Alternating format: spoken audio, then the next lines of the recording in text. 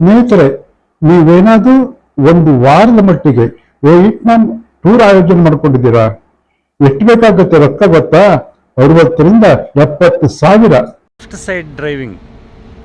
ತುಂಬ ಬಡ ದೇಶ ಅಂತ ಹೇಳ್ತಾರೆ. ನೋಡಿದರೆ ತುಂಬ ಪಾಶ್ ಆಗಿದೆ, ಚೆನ್ನಾಗಿದೆ. ಭಾರತದ ₹1 ಇಲ್ಲಿ 392 ರೂಪಾಯಿ.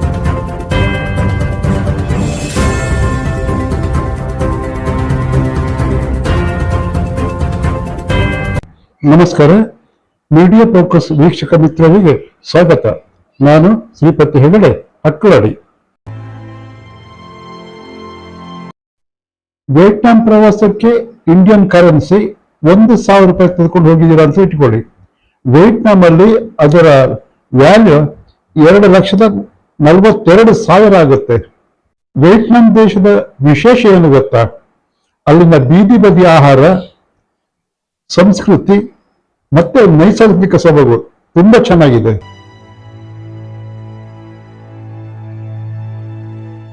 ಸ್ನೇಹಿತರೆ, ಗೆಳೆಯ ಡಾಕ್ಟರ್ ಕೇಶವ್ ಕೋಟೇಶ್ವರು ವಿಯೆಟ್ನಾಂ ಪ್ರವಾಸದಲ್ಲಿದ್ದಾರೆ.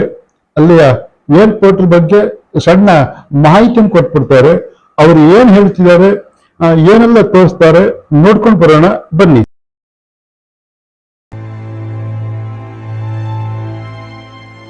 ವಿಯೆಟ್ನಾಂ ಏರ್ಪೋರ್ಟಿಗೆ ಬಂದೆವು. ಏರ್ಪೋರ್ಟ್ನಿಂದ ನಾವು ಈ ಬಸ್ನಲ್ಲಿ ನಮ್ಮ ಹೋಟೆಲಿಗೆ ಹೋಗ್ತೇವೆ. ಇದು ಲೆಫ್ಟ್ ಸೈಡ್ ಡ್ರೈವಿಂಗ್. ತುಂಬ ಬಡ ದೇಶ ಅಂತ ಹೇಳ್ತಾರೆ. ನೋಡಿದರೆ ತುಂಬ ಪಾಶ್ ಆಗಿದೆ, ಚೆನ್ನಾಗಿದೆ. ಅಂದರೆ ಭಾರತದ ₹1 ಇಲ್ಲಿ 392 ರೂಪಾಯಿ ಇವತ್ತು ನಡೀತಾ ಇದೆ. $1 ಅಂತೇಳಿ ಹೇಳಿದರೆ 24,000 ರೂಪಾಯಿ. ಸೊ ಇಂಥ ಪರಿಸ್ಥಿತಿಯಲ್ಲಿರುವ ದೇಶ, ಬಟ್ ಜನ ಚೆನ್ನಾಗಿದ್ದಾರೆ. ಇಲ್ಲಿಯ ವಾತಾವರಣ ಮತ್ತು ಇಲ್ಲಿಯ ವ್ಯವಸ್ಥೆಗಳು ಅಷ್ಟು ಚೆನ್ನಾಗಿ ಮಾಡಿದ್ದಾರೆ. ಸಿಕ್ಕಾಪಟ್ಟೆ ಹಾಟ್. ನೀವು ಈಗ ಬೆಳಿಗ್ಗೆ 6:30 ಇರ್ಬೋದು, ಈಗ ಹೆಚ್ಚು ಕಡಿಮೆ.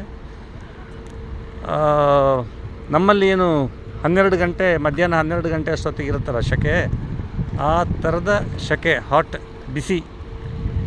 ಗೊತ್ತಿಲ್ಲ ಹೇಗೆ 8 ದಿವಸ ಕಳಿಬೇಕು ನಾವಿಲ್ಲಿ, ಹೇಗಾಗತ್ತೆ ನೋಡಬೇಕು. Thank you.